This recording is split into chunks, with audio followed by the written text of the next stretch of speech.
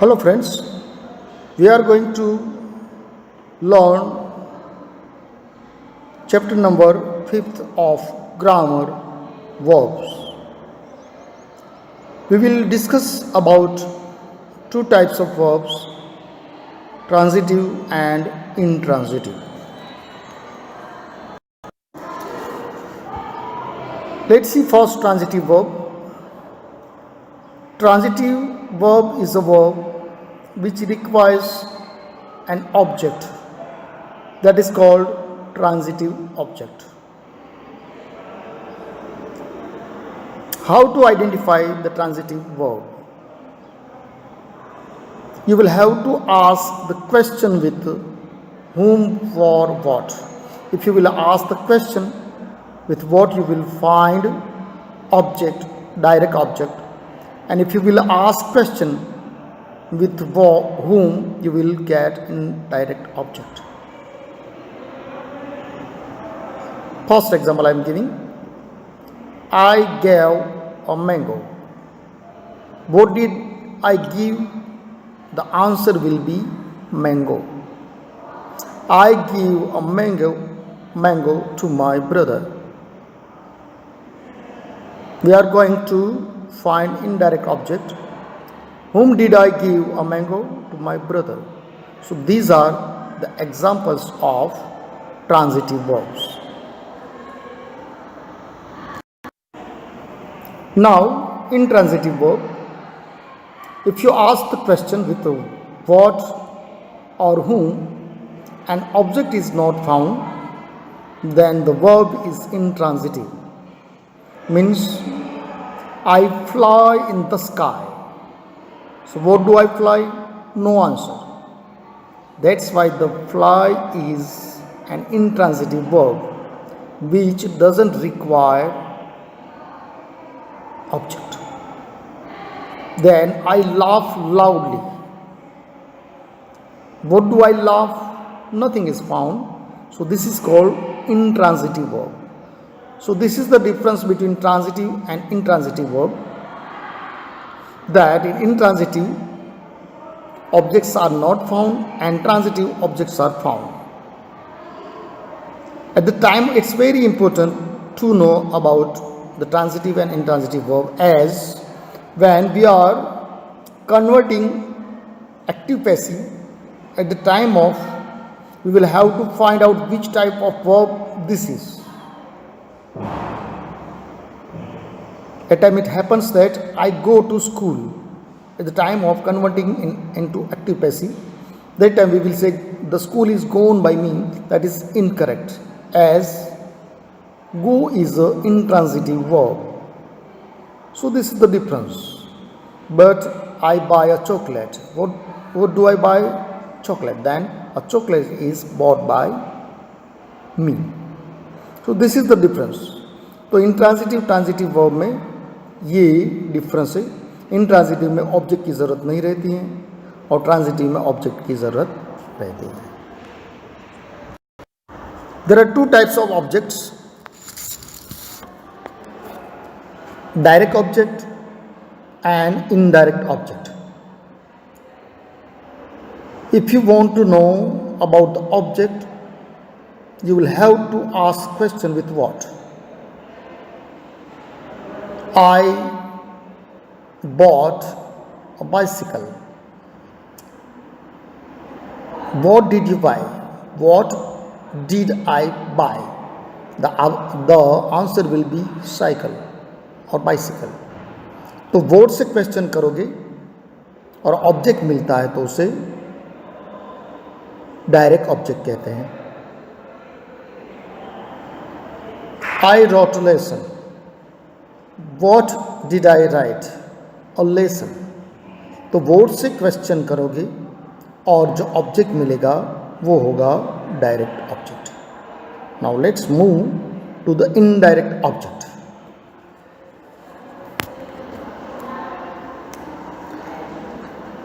Indirect object,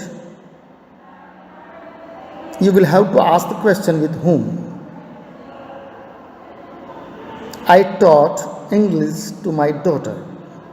I taught English to my daughter. and you will have to ask question with whom. Whom did you teach English? My daughter. So my daughter is an indirect object. तो ज़्यादातर indirect object होते हैं वो human being होते हैं, और direct object होते हैं वो नॉन लिविंग होते हैं.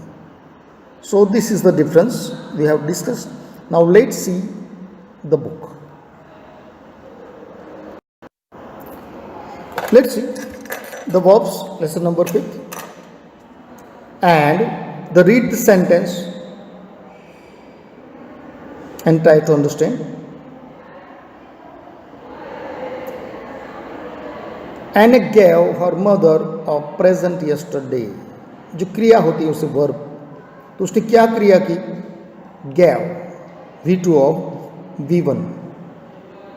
Then we are going on a track tomorrow morning. यहाँ पे going वो मेन वर्ब है और आर है वो ऑक्सिलरी या उसको हेल्पिंग वर्ब कहते हैं. The word in the bold are verbs. जो बोल्ड में है वो वर्ब्स हैं. तीन प्रकार, मतलब जो गेव है वो डूइंग वर्ब है, और आर है वो बीइंग वर्ब है जो अस्तित्व बताता है हमारा. We know that a verb shows an action, an event और state. Main and auxiliary verbs.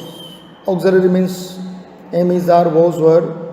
There are two types of auxiliary, primary auxiliary verbs and main verb, modal auxiliary and primary auxiliaries. We use main or principal verb to indicate the action of the subject. तो main verb है वो हम action, जो subject है जो करता है उसका उसकी क्रिया बताता है. Batul loves horse riding. जो बतुल है वो सब्जेक्ट है, उसकी क्रिया, उसका एक्शन क्या है? लव. जो हॉर्स राइडिंग है उसे पसंद है. वी यूज एन ऑक्सिलरी और हेल्पिंग वर्ब्स, उसके ऑक्सिलरी और हेल्पिंग वर्ब कहते हैं, to indicate the tense of the main verb. Main verb का हम टेंस बताते हैं. ऐसे तो मेन वर्ब में भी हम टेंस बता सकते हैं. उसे बी भी कहते हैं, to be forms. Am is are was were. Do का do, did, done, does. Have का have, has, had. Will, would, this are modal auxiliaries. ये ऑक्सिलरी है, प्राइमरी ऑक्सिलरी और मॉडल ऑक्सिलरीज. तो मेन वर्ब के साथ हम ऑक्सिलरीज यूज करके टेंस बता सकते हैं, और ऐसे हम सेंटेंस फॉर्म कर सकते हैं.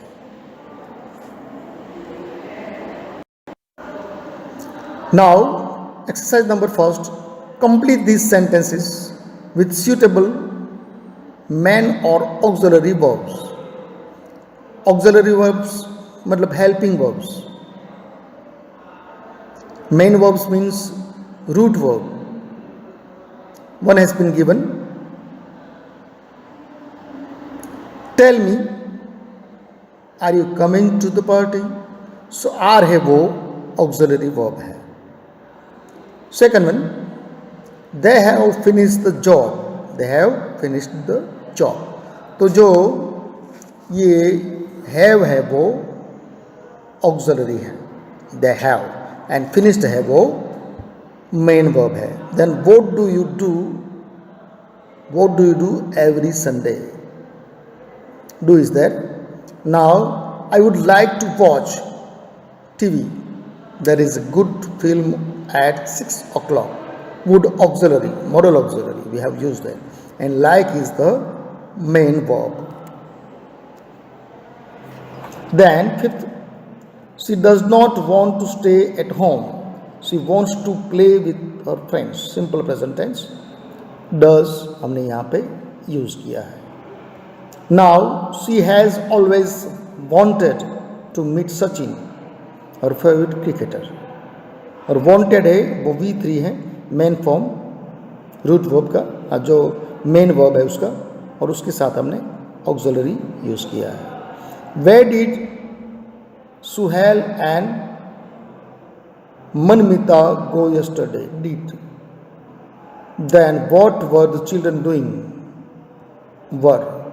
So these are, we have used here man and auxiliary verbs.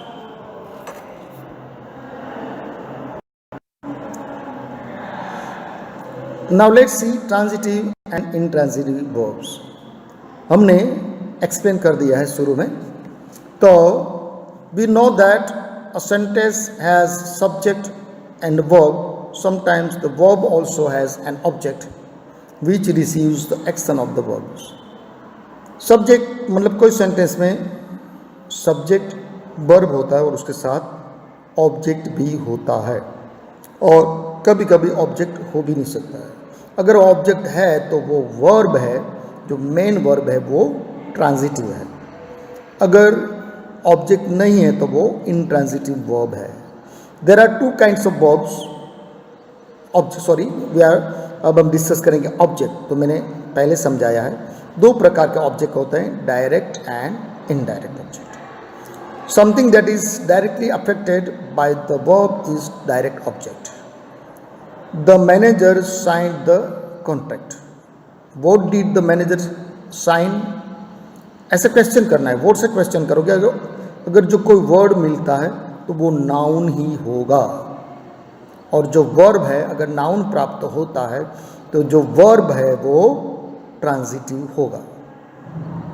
The person who is directly affected by the action of the verb in an indirect object. Manas gave flowers to Ekta. देखो यहाँ पे हमें indirect object प्राप्त करना है. whom did Manas give the flowers. whom से question करते हैं तो इनडायरेक्ट ऑब्जेक्ट ही मिलेगा. मानस ने फ्लावर किसको दिया? एकता. तो एकता इज ह्यूमन बीइंग, एंड ज़्यादातर ह्यूमन बीइंग है वो इनडायरेक्ट ऑब्जेक्ट ही होता है. क्या से क्वेश्चन करोगे तो आपको डायरेक्ट ऑब्जेक्ट मिलेगा. देखो हम देखते हैं, the verbs that takes an object are called transitive verbs. और दो प्रकार के, ट्रांजिटिव, इंट्रांजिटिव. अगर वहाँ पे ऑब्जेक्ट पाया जाता है, व्हाट और whom से क्वेश्चन करते हैं तो वो ट्रांजिटिव वर्ब है. अगर आप क्वेश्चन करोगे व्हाट और whom से और ऑब्जेक्ट प्राप्त नहीं होता है तो वो इंट्रांजिटिव वर्ब है. Janet ate jalebis. तो Janet ate jalebis. What did Janet eat? Jalebi. Direct object. I ate hungrily. What did I eat? Hungrily. Hungrily is not an object. So this is transitive, intransitive verb and direct, indirect object. अब exercise number 2. Tick the correct answers, circle the object.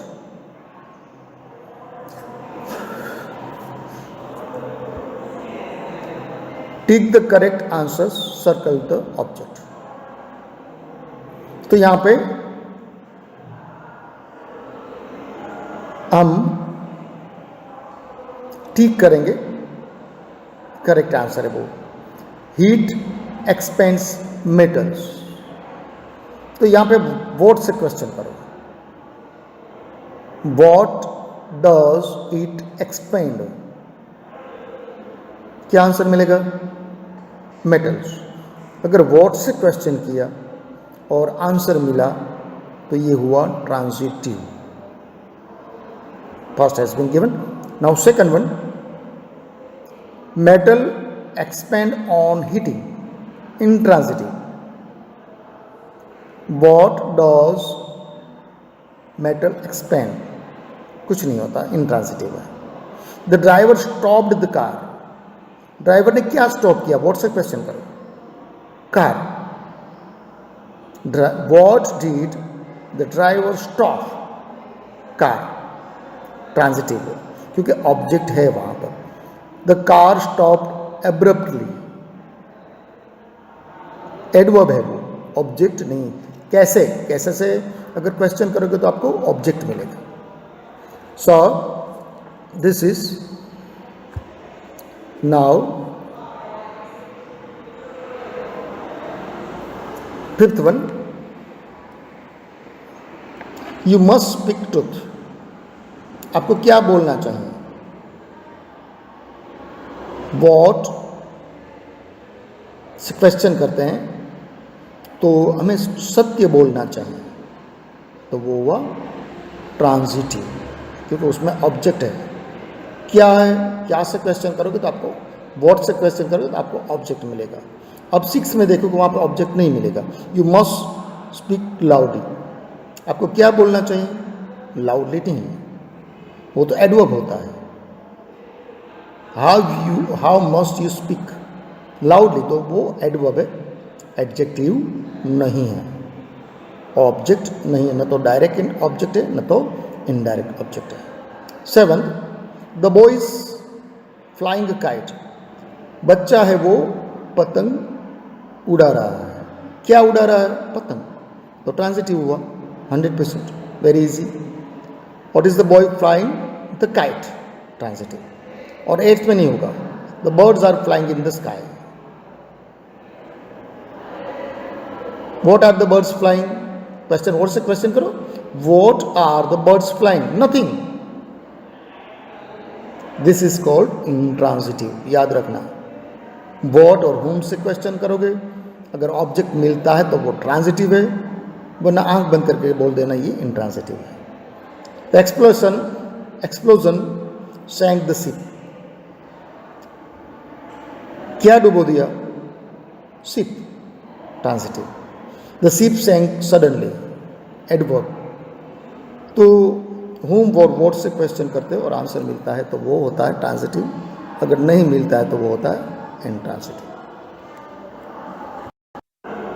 Exercise number C, underline the direct object and circle the indirect object in this sentence. आपको पता होना चाहिए अब कि अगर हम what से क्वेश्चन करेंगे तो हमें डायरेक्ट ऑब्जेक्ट मिलेगा, और whom से क्वेश्चन करेंगे तो इनडायरेक्ट ऑब्जेक्ट मिलेगा। तो first has been given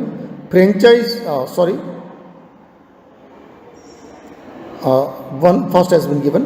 Now next, the crowd cheered the bowlers. The crowd cheered the bowler. तो whom did the crowd cheer? तो whom से क्वेश्चन करते हैं तो ये इनडायरेक्ट ऑब्जेक्ट हुआ, निर्विवाद ये इनडायरेक्ट ऑब्जेक्ट होता है, और वो बॉलर है वो ह्यूमन बीइंग है। सो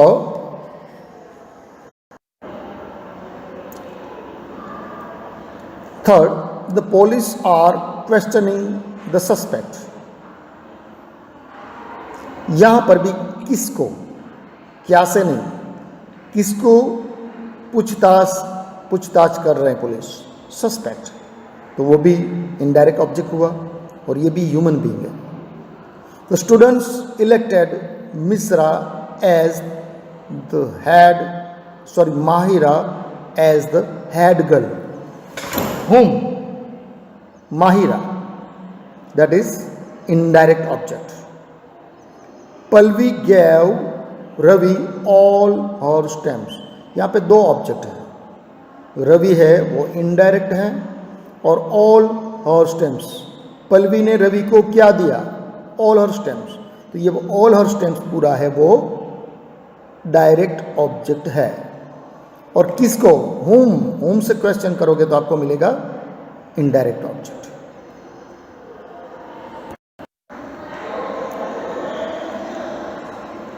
Sixth, we watched the match on the television all day. What did we watch? Match, direct object.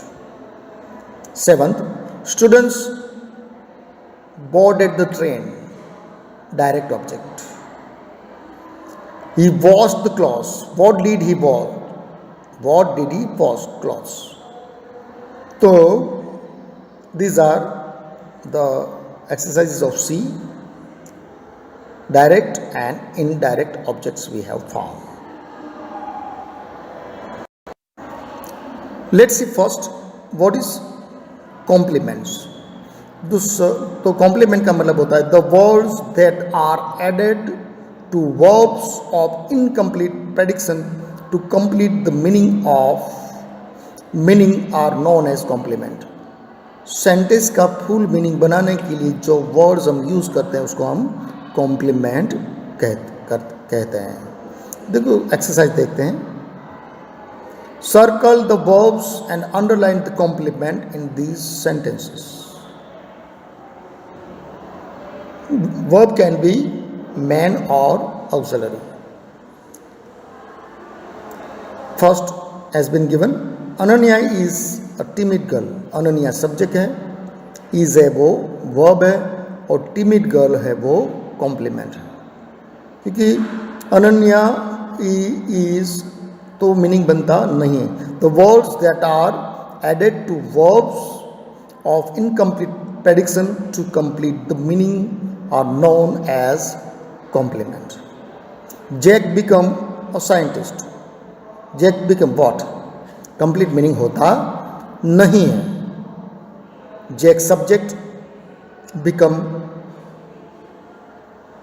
Become है वो वर्ब है और साइंटिस्ट वो है कॉम्प्लीमेंट या वो है direct object.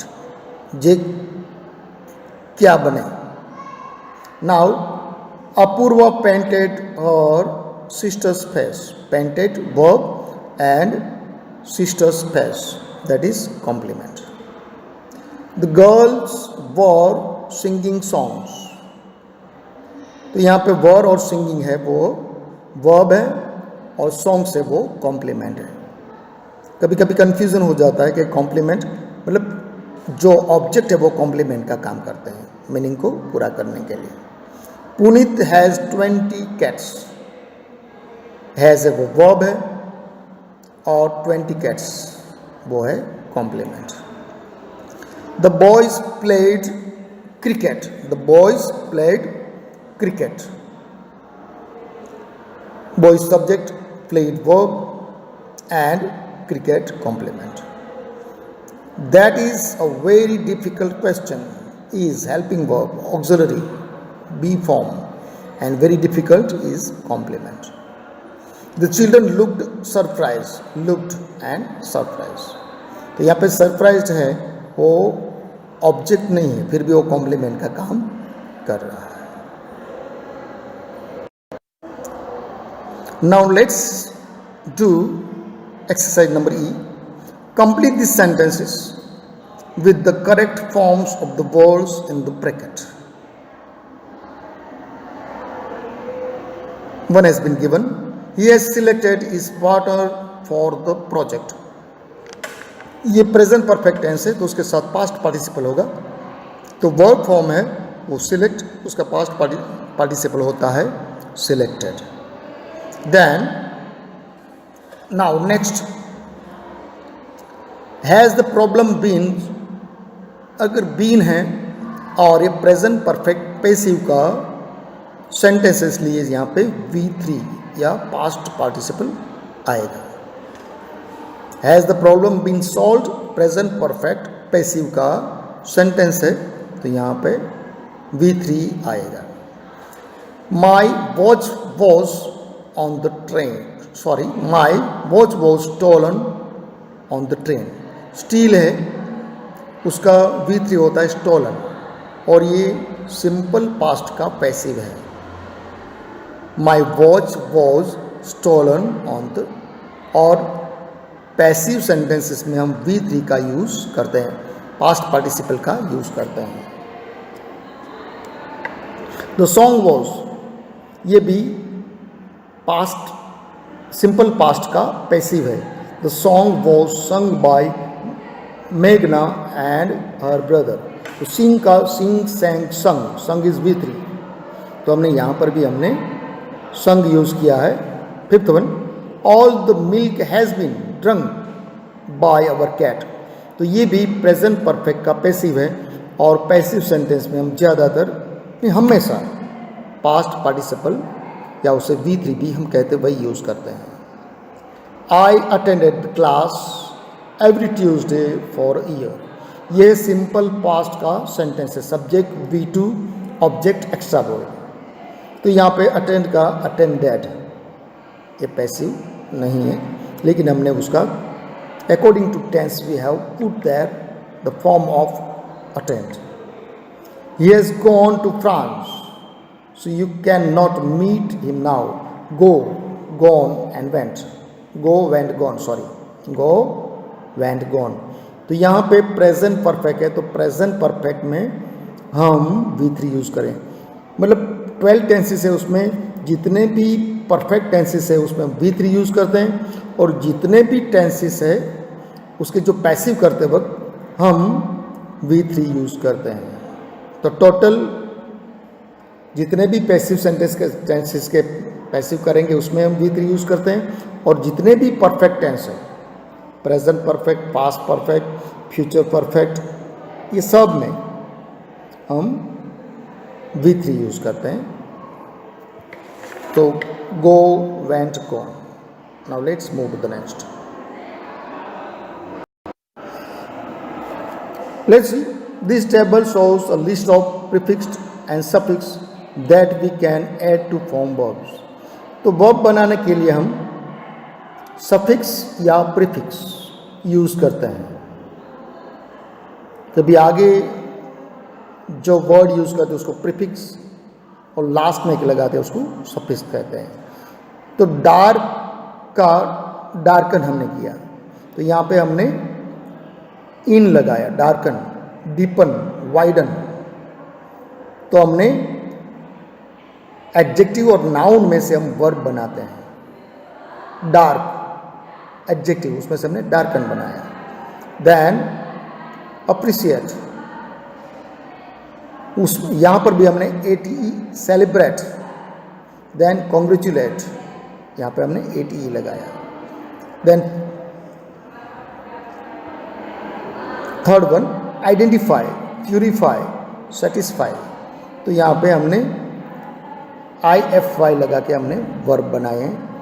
ISC realise, recognise, modernise. तो ये सफिक्स और प्रीफिक्स लगा के हम वर्ब बना सकते हैं। इन एबल है, उसमें हमने इन लगाया, प्रीफिक्स लगाया, इनेबल, एनस्लेव, एनलार्ज। तो यहाँ पे हमने ये प्रीफिक्स के एग्जाम्पल हैं, और सफिक्स और प्रीफिक्स दोनों को एग्जाम्पल है। लास्ट एक्सरसाइज देखते हैं। Complete this sentences with the verb forms of the words in the bracket. First has been given, complete this sentences with the verb forms. मतलब जो वर्ब है उसका कौन सा फॉर्म है वो सूटेबल, वो हमें यहाँ पे फिल करना है। द शोल्डर शुड बी, तो ये पैसिव सेंटेंस है। The soil should be fertile before the seeds are planted, passive है। तो ऑक्सिलरी, मॉडल ऑक्सिलरी का हम कन्वर्ट करेंगे तब बी या बीन लगाएंगे और उसके साथ V3 लगाएंगे। The government needs to widen, wide का वाइडन हमने बनाया है। तो हम सफिक्स या प्रीफिक्स का यूज करके हम एडजेक्टिव या नाउन को वर्ब बना सकते हैं। Wide is adjective. We need to feed, food है वो क्या है, अब नाउन है, तो नाउन में से हमने क्या बनाया, verb, feed. We need to feed the fish only once a day. Then the suspect can, proof है वो नाउन है, और उसका हमने बनाया वर्ब बनाया prove, that he was not in the city at the time of the burglary. Fifth one, pure, adjective है, विशेषण है, जो नाम के अर्थ में जो मीनिंग ऐड करते हैं उसको हम विशेषण कहते हैं। विशेष्य और विशेषण।